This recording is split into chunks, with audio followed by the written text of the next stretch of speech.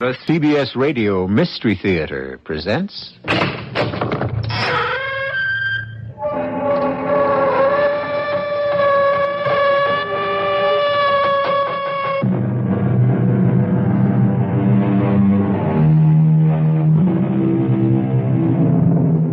Come in.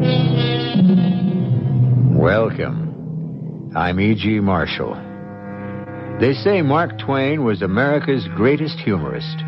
And that's probably true because he was one of the most serious men ever to be born in this country. To Mark Twain, laughter and tragedy were two sides of the same coin.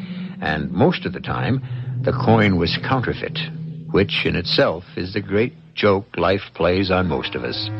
And since life is a jest which ends in a mystery, we are privileged to present one of Mark Twain's greatest mystic fantasies. You can save him. They all think he stole the money. But it isn't true. You can think of everything. Think of something now. Something. Help me. Call another witness. There are no witnesses. All we have is his own word that he didn't steal the money. You do have a witness. Who? The money. The money? What kind of witness is that? What can money do for him? Well, you know the old saying, money talks.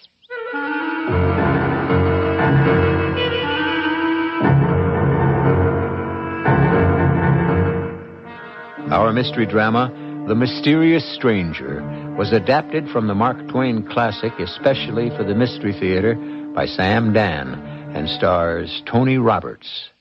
I'll be back shortly with Act One.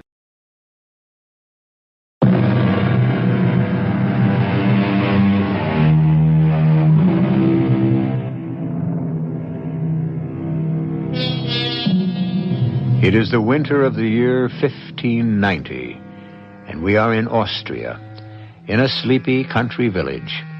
Here, high in the mountains, there are still demons and evil spirits, and witches are burned at the stake regularly. But for most people, it is a calm place, a quiet place, a prosperous place.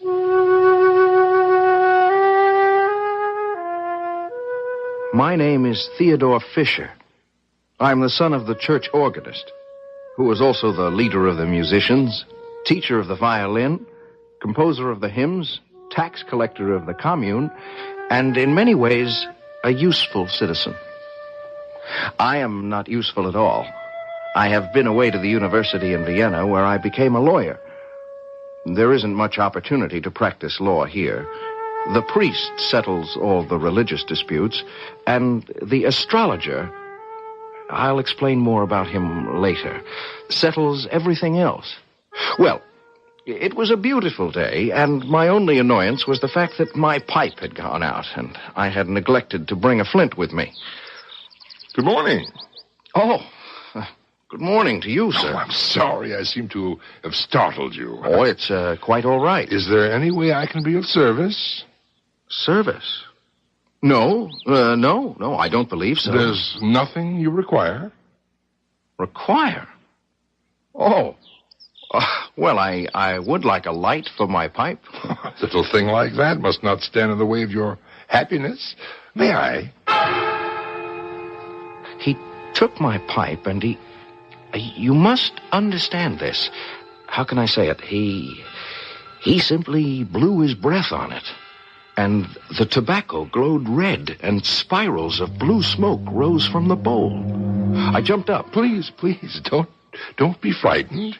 But it was just a trick. A trick? Of course. What did you think? Well... A little conjurer's tricks,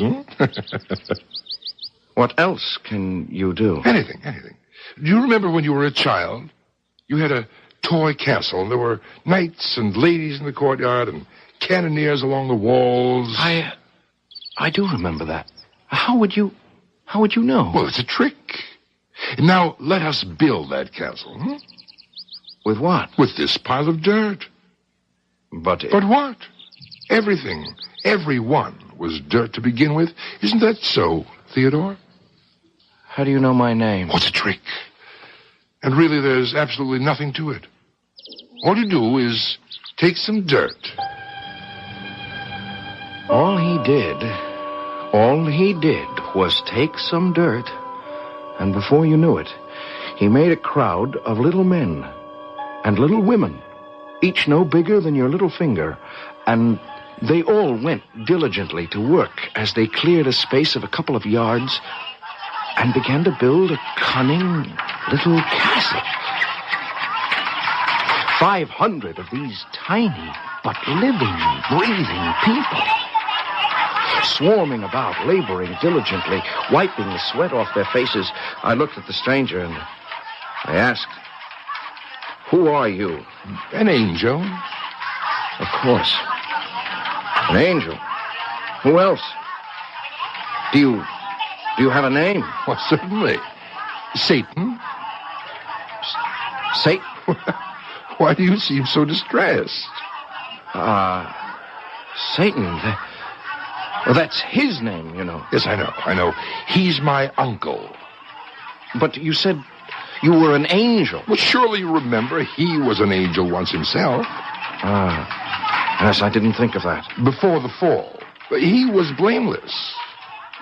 Would it be rude if I asked? No, it wouldn't be rude, and I should forgive you even if it were. Yes, I have. I've seen him millions of times since I was just a little child, hardly 1,000 years old. I was his favorite.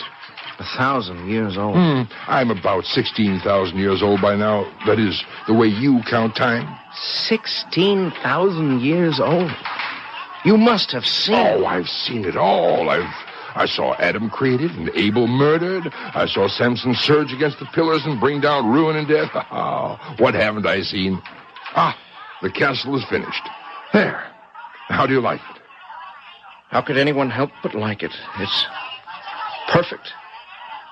These people are actually human. It's another world.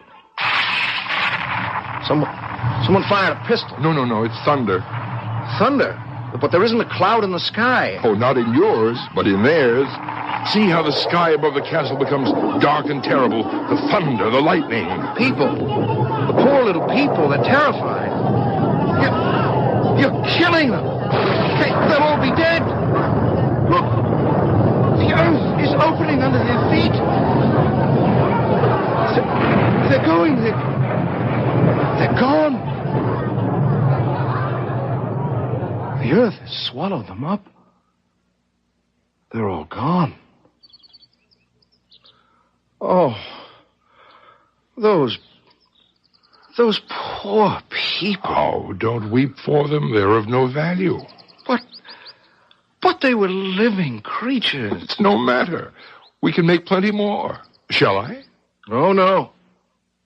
You'll only destroy them again. Well, that's the history of the world, isn't it? Well, good morning, Theodore. Oh, you startled me, Uncle Peter. How could I startle anyone? I didn't see you coming. Were you busy with great thoughts? Oh, no. I was merely talking to this... Oh. Well, there was someone here just a moment ago. Oh, yes, my boy. I know it affects me, too. I keep seeing people who aren't there myself. What are you doing here, Uncle Peter? What am I doing here?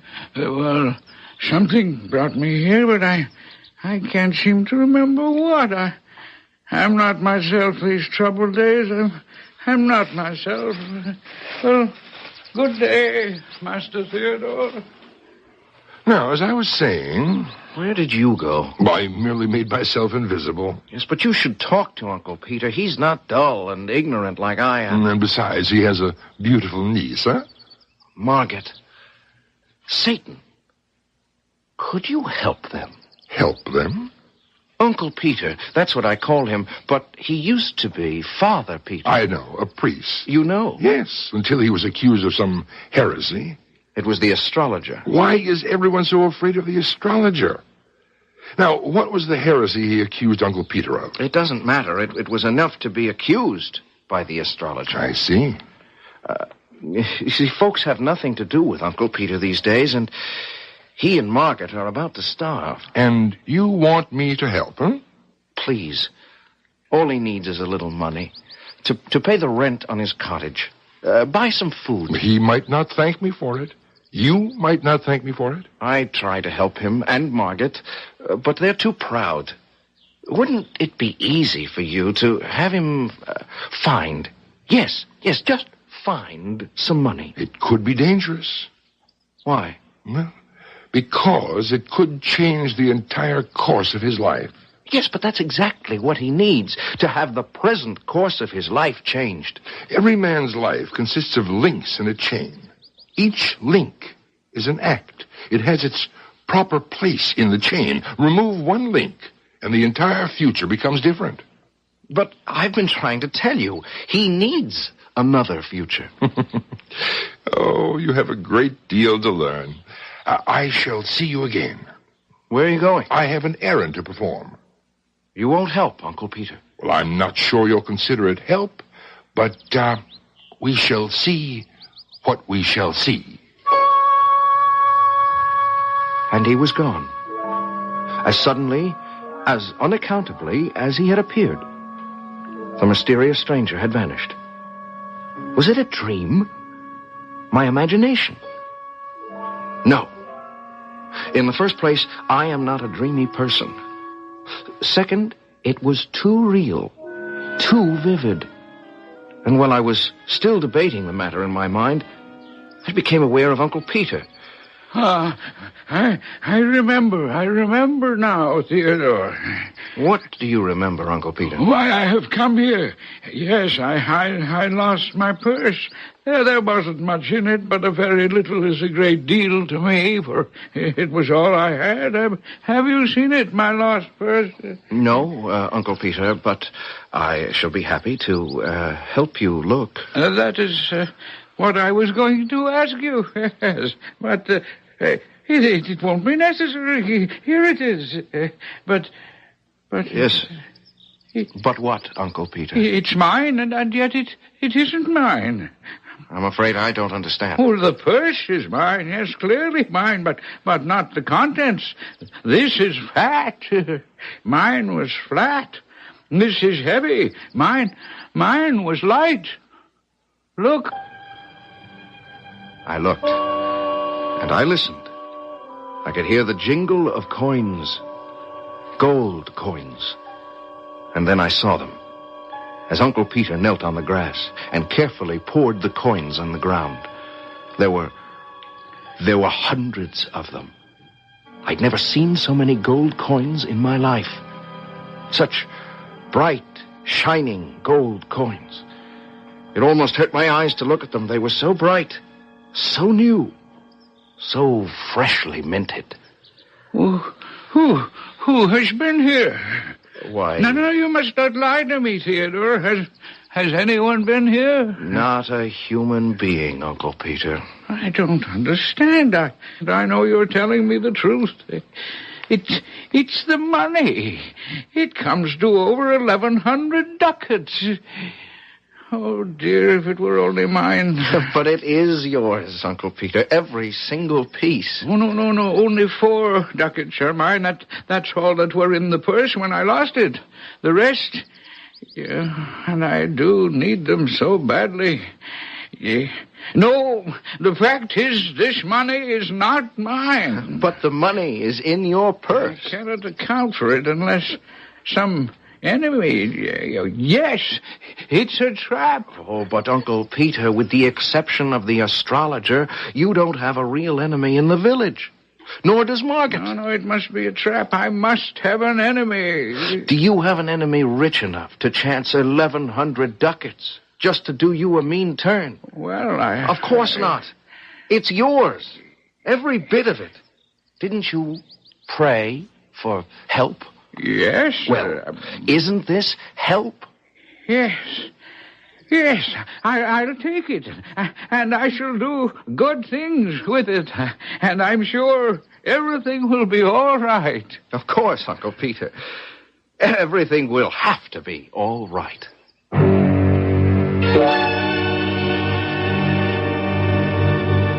But you know and I know that it's not going to be all right. People may get to live happily ever after in many of Mark Twain's stories, but getting there is usually quite a problem. Also, we've been chatting here about someone called the astrologer. He shows up soon to complicate matters. All in all, Act 2 will pose plenty of problems.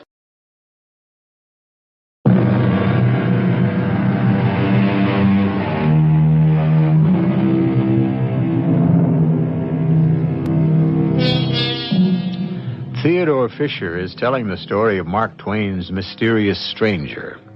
And Theodore is the only one in the small village who has seen him. The mysterious stranger claims to be Satan's nephew, but by now we can safely assume it's the old boy himself. Mark Twain always likes to use these little tricks. Throw a surprise visitor into a quiet little town and watch the ripples swell into waves. It made immense talk in the village the next day. Father Peter told the entire circumstance just the way it happened. He said the only way he could account for it was, well, it must have been the hand of Providence. Suddenly, Father Peter and Margaret had plenty of friends, or at least visitors. Mothers started sending their daughters to Margaret for piano lessons, and it began to look like the old adage was true. You have no trouble making money once you have money.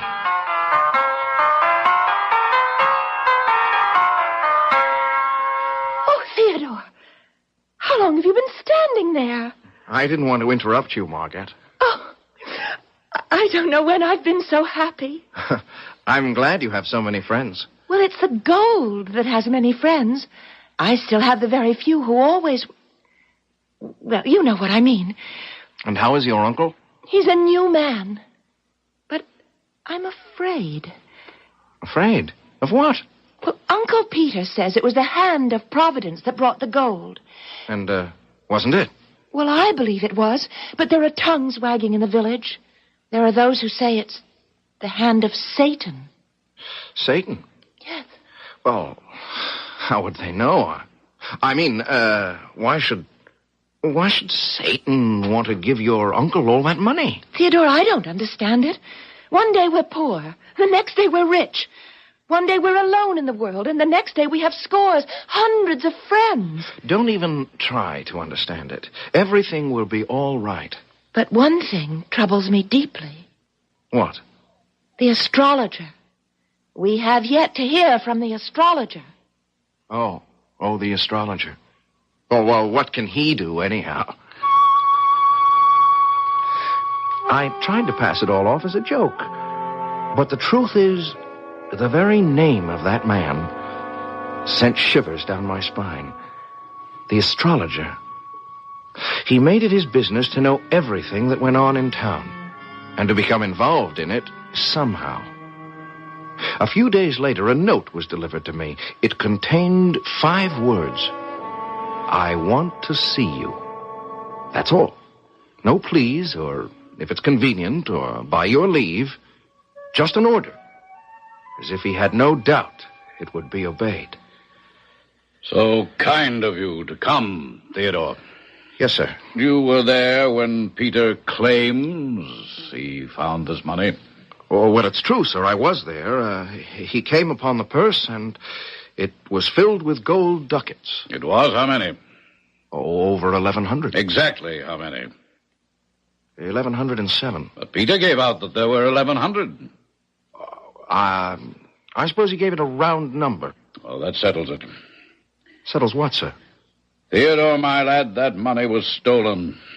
Oh, but I was there when he found it. True, but were you there when he stole it? But who says he stole it? It's the only way he could have received it. He then hid the purse on the path, waited for a witness to come along. The witness happened to be you. And he pretended to find it. Oh, but that's not the way it happened. How else could it have happened? How else? Could I dare to tell him about the mysterious stranger? Well, that would get me burned at the stake. And besides, how did I even know for sure there was a stranger? Mysterious or otherwise. I didn't know what to say. So I said nothing. I wandered around for hours just trying to think. And then, finally, I decided to go see Uncle Peter. But he wasn't at home. Where is he, Margaret? In prison. No. The money, the gold, is in the hands of the sheriff, and Uncle Peter must wait for trial. Margaret, he's innocent. I know, but the astrologer is inflaming the entire town against him. Why? Why does the astrologer hate him? I don't know. How will you live? Oh, I'll manage somehow. People will stop sending their children here for music lessons. And, Margaret, you know how I feel. No. Thank you, Theodore, but I would only bring you misfortune. I don't care. You would after a while. Well, then at least let me help you. I couldn't take anything from anyone, Theodore. The Lord will help. With all due respect, it didn't look as if the Lord was going to be of much help. Old Ursula, who was cook, chambermaid, housekeeper, and everything else for Uncle Peter, tried the best she could, but she was unable to create miracles. I tried giving her money, which she accepted after I had told her to tell the proud Margaret that she had found the money in the street. But that couldn't go on indefinitely. There's a limit to how much money one can find lying around and how often.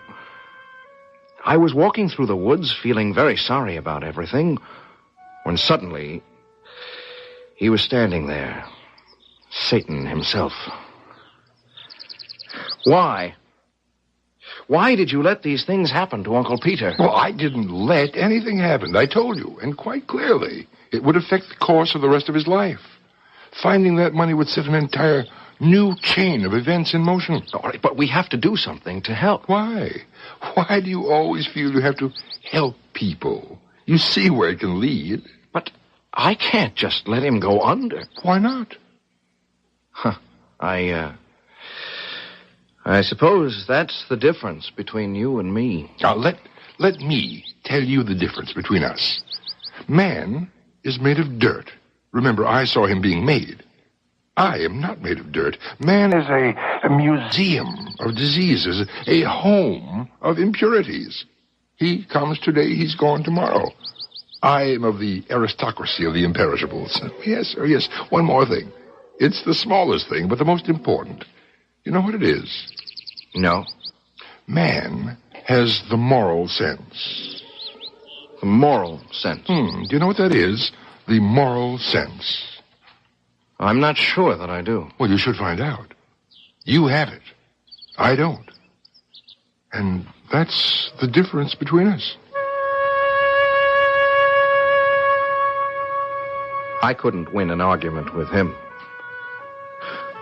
We walked along the path, chatting about everything under the sun, when I happened to notice Ursula. Old Ursula sitting underneath a tree. She had a sickly-looking stray kitten in her lap. Satan. Yes? Help her. Why? She works for Uncle Peter and Margaret. She and Margaret are starving. Help her to help Margaret. Once again, you want me to help someone. Just see that they have enough to eat. You know what I told you about introducing a different link into the chain of someone's life? But they're starving. Oh, this moral sense of yours. Very well. Good day, Mother. What have you got there? Any fool can see. A kitten. I understand you're very poor. Why do you want to add another mouth to feed? Why not give that poor thing to some rich person? The rich wouldn't want this unfortunate creature. It's only the poor that have charity in their hearts. God will provide for this kitten. Oh? What makes you think so? I know so. Not a sparrow falls to the ground without his seeing it. Ah, yes, but it falls just the same, huh? So what good is seeing it fall? What good does it do the sparrow? Oh, go about your business, you blasphemous fool, or I'll take a stick to you. I was terrified. There was no way to talk to Satan. But he only smiled at her as if a mere mortal were incapable of insulting him. She jumped to her feet, and the kitten leaped from her lap and started running around her. She was amazed. Why, what's come over it? A while ago, the kitten could hardly walk. Why don't you keep it? It is such a pretty one. The home is so lonely with the master locked up in jail. Poor Miss Margaret. She'd be glad of the company. Besides, you can have an income from that cat. An income? Are you mad? This particular kind of cat is called a lucky cat. And why is it lucky? Well, the cat isn't particularly lucky. The owner is lucky. And why is the owner lucky? Because every morning the owner of this cat finds 4 silver groschen in her pocket. Have you nothing better to do? You're lying, making a fool of me. Now look in your pocket. You'll be punished for that. It's groschen. In my pocket, I have 1, 2, 3, 4 silver groschen. Oh, sir, dear, kind master and benefactor, let me kiss your hand. I told you it was a lucky cat. Oh, it is. The 3 of us walked back to the house. Ursula said, "We must stay for supper." Poor Margaret. She didn't mean to be inhospitable, but what on earth was there to eat? She was so embarrassed. But that cat was an enchanted thing. If you put a fish in the frying pan, as soon as you took it off, bang, another one appeared in its place. If you poured wine from a bottle, there was just as much left as before you started. Margaret was absolutely astounded by it all. More fish? Yes, mistress. Well, where did you get it, Ursula? It's a gift of Providence. And the wine? Providence. Now, Ursula? Miss Margaret, don't you believe in Providence? Well, of course I do, sir. Well, then why do you question it when you see it? Well, I don't know. I have chicken and beef. Ursula? Providence, mistress. I stole a glance at Satan. He had that amused smile on his face. And I looked at Ursula and Margaret. They were so happy. From being faced with actual starvation, they were now living in the midst of plenty. I was convinced that finally everything would be all right. After all, what could go wrong here?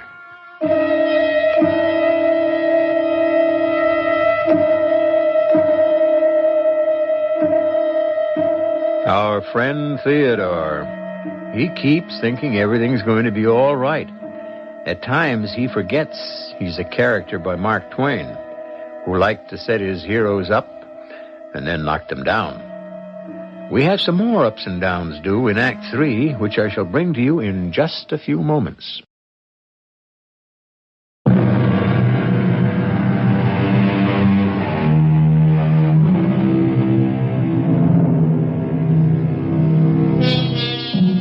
Once again, Theodore has asked the mysterious stranger, who is Satan himself or else his nephew, and does it matter, to interfere with what seems to be a natural course of human events.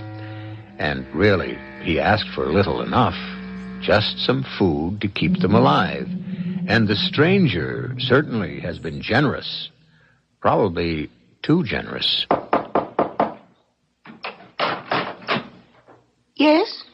Oh, you're Gisela Nar, aren't you? Yes, master. What are you doing here? Oh, I work here for Ursula. You do? Oh, yes. I scrub the pots and pans and dishes and floors and windows and walls. I scrub everything. Is Miss Margaret in? Oh, no, sir. She is not home. And Ursula? Oh, yes. She's drinking her tea in the kitchen, sir. Come in. How do you like my servant, Master Theodore? But is it wise? Wise? I can afford her. You should know all about my lucky cat. I can have anything I want. And you know what I wanted all my life. What I'm trying to say is... A servant. Now, this might not mean anything to you. But if you were a servant and spent all your years serving others, why, you'd want to have... I'm asking if it's wise to engage Gisela Nar. After all, her grandmother was burned as a witch. I know, but there's nothing wrong with her. Oh, I'm not saying there is. I only think... The truth is, she's the only one I could get to come here and work for me. Of course, I worry by nature. And since I feel the way I do about Margaret, I'll worry about any trifle that might seem to threaten her. But this time I tried to dismiss my worries. I almost succeeded. And then I was walking down the street in the village. I was about to turn the corner when I heard voices. I knew those voices. One was Gisela. The other was the voice of the astrologer. So, Gisela, my good girl, what are you doing these days? Well, sir, I'm employed by Ursula. Ursula? She's the housekeeper for Uncle Peter. She gives me 2 silver groschen a week. 2 silver groschen? Besides my keep and my clothes. She must be wealthy. Oh, they live off the fat of the land, let me tell you. The prince himself don't sit down to a better table. Well. Thank you, Gisela. That thank you. That sent cold shivers down my spine. I had to do something. The astrologer. He'd visit the house. He'd see the frying pan that never emptied itself, the wine bottle that was always full. His mind would gladly leap to one conclusion. Witchcraft. And both Margaret and Gisela would be doomed. There was nothing I could do by myself. I needed help. Are you looking for me? You have to help. Again? Please. You want me to save them from being charged with witchcraft? Admit it. Well, no, not exactly. I want you to interfere, but not really interfere. Mm-hmm. I'm only asking for a return to the status quo. Let it be as if you didn't help. Oh. Well, that's very simple, isn't it? It's so simple you don't even need me. You could have handled the matter yourself. Me? Of course. What is the source of all their bounty? The cat. Yes, the lucky cat. Therefore, all you have to do is get rid of the cat. Get rid of the cat? And kill the cat. Oh, but I couldn't kill an innocent animal in cold blood. Margaret will never talk to me again. Well, if she's to be burned at the stake as a witch, she'll never talk to you again either. Are you actually weighing between Margaret on the one hand and that cat on the other? Oh, this moral sense that you humans have. Here, where are you going? He knew perfectly well where I was going, and I could hear him laughing off in the distance as I raced for Margaret's cottage. I prayed to be on time, to get there before the astrologer did. Theodore. Where's that cat? Why do you want it? Where is it? Your lives depend on it. Have you taken leave of your senses? Ah, there she is. Theodore, put that cat down. What are you doing? I'm taking her away. Away? Why? Do you want me to kill her here, in front of your eyes? Theodore, you can't. I said get out of my way. There isn't a moment to lose. Good morning. I knocked, but no one heard, so I came in. Are we having a lover's quarrel? Oh, Sir Astrologer, I was just leaving. Theodore, I never want to see you again.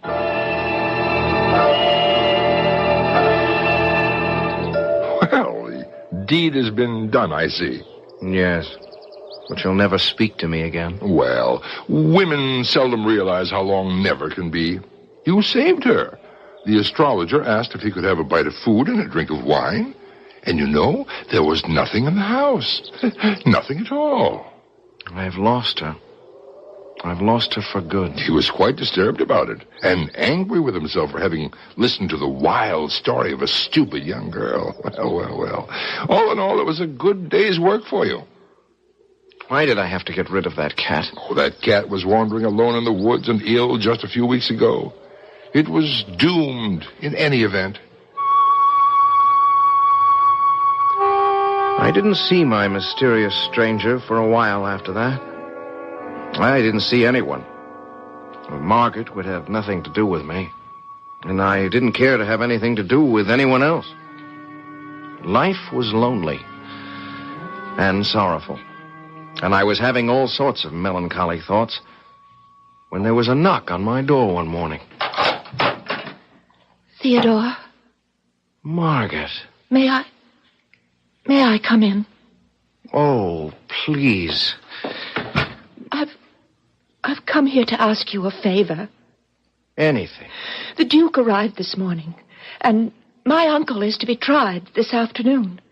Oh. And he needs a lawyer. You want me to defend your uncle? Yes. Oh, but I'm not really very good. You believe my uncle is innocent? In your heart, you believe it, don't you? Yes. Then you'll be better than a smart lawyer who doesn't believe it at all. Margaret, about the cat.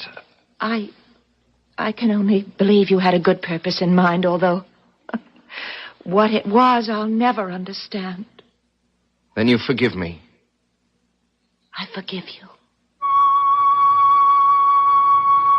How could I possibly get Uncle Peter acquitted? The astrologer was put in the witness box. I did the best I could. Now, Sir Astrologer, you claim these gold coins are yours. I do, young man. I, myself, was present when Peter found them. You mean when he claimed he found them? If the money is yours, how did you come by it? I found the bag in the road. When? More than 2 years ago.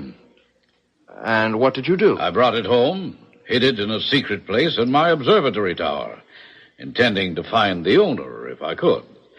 I made diligent inquiry, but nothing came of it. And then? And then I thought, why not use the money to finish the foundling wing in the orphan asylum?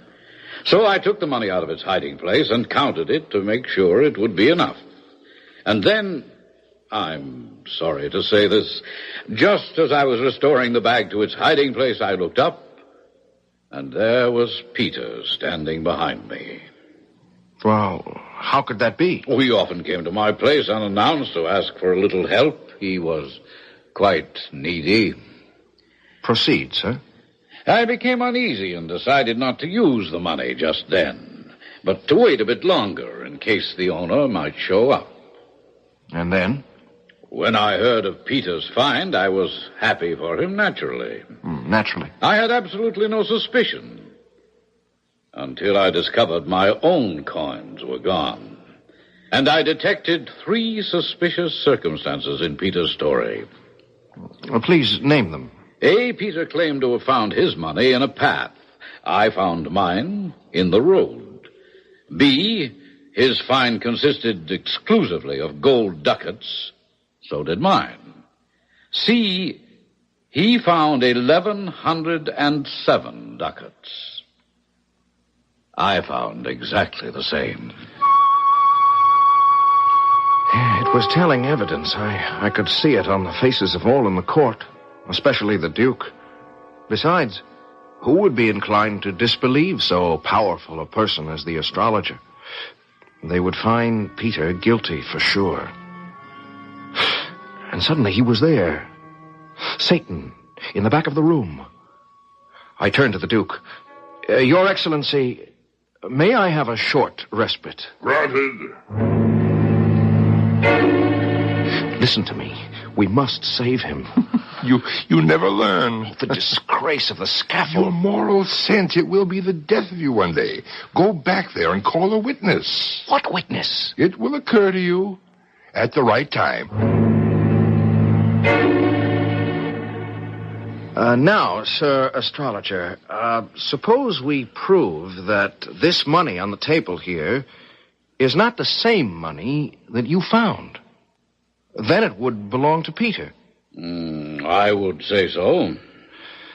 Your Excellency, may I call another witness? I should say witnesses. Your Excellency, it's too late in the trial for new witnesses. But these are not new witnesses. They have already been partially examined. The coins. The coins, Your Excellency, they are witnesses. But coins cannot speak, young man. Oh, but they can. Witchcraft. Be careful, young man. Look, you see, each coin speaks. Each coin declares it is not the one the astrologer claims he found 2 years ago. By its date, each coin proclaims it. Each coin declares it did not exist 2 years ago. If Your Excellency will examine the dates, he will see that these coins were only minted at the end of this year.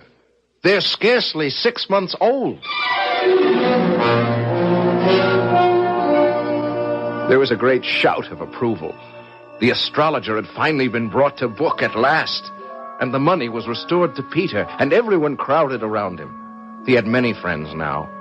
I looked around to thank Satan, but he had disappeared. Finally, I made my way over to old Uncle Peter.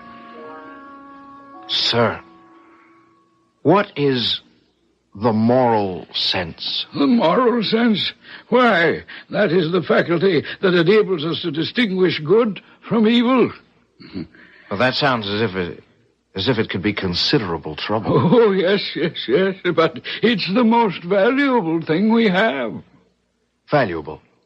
Good heavens, lad, it's the one and only thing that lifts us above the beasts and makes us certain that one day we shall inherit immortality.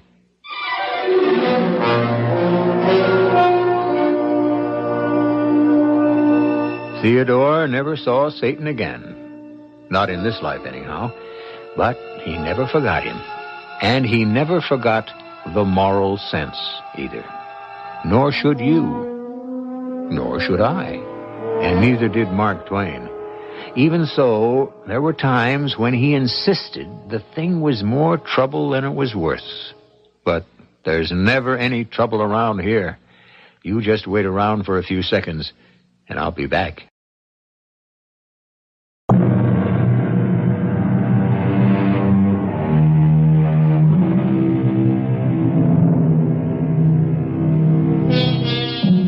Mark Twain, by far the funniest man our country had ever produced, and yet underneath a wisdom and an understanding.